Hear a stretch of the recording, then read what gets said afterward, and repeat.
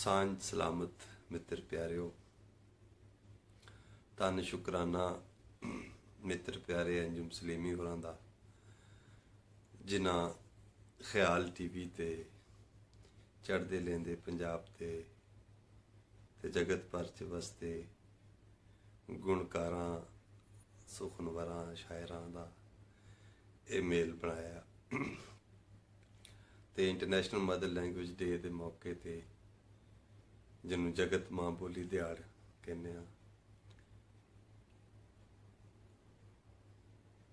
सानू सब नूं जोड़िया। असी मां बोली दी पंजाबी दी खैर मंगने जो मेरी मां दी बोली है, मैं पंजाबी पंजाब ते रहन वाला सदा खैर पंजाबी दी मंगदा हाँ।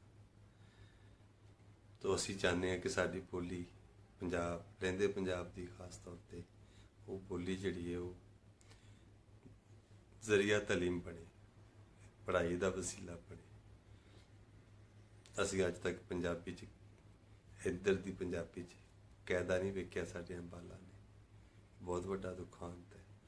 13-14 करोड़ लोग पाकिस्तान च पंजाबी वसते ने ते उन्हां दी बोली नूं देस निकाला ही मिलिया है। ना दफ्तरां च, ना अदालतां च, ना स्कूलों च, ना सरकार दरबार च, ना मीडिया च, किसी पासे नहीं। बस आ गीतां गूतां च चलती है, कितने कोई भी रला बिरला पढ़ लिख लेंदा।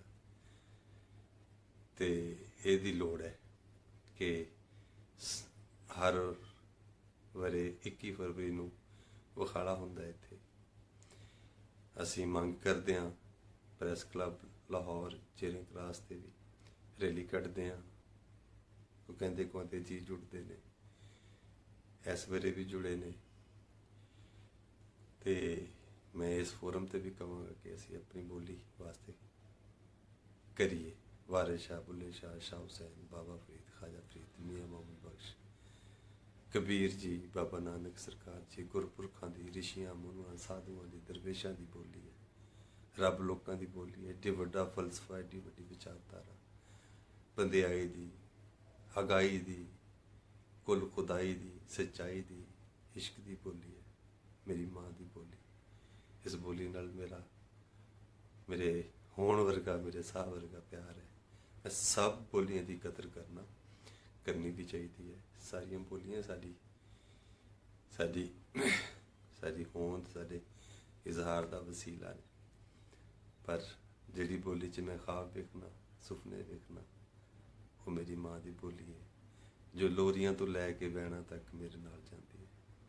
तो मैं अपनी रूह की दिल की गल कोई भी कवि अपनी माँ की बोली च ही बड़ी सुची सच्ची गल कर सकता, पर भी टुकवी गल कर सकता है।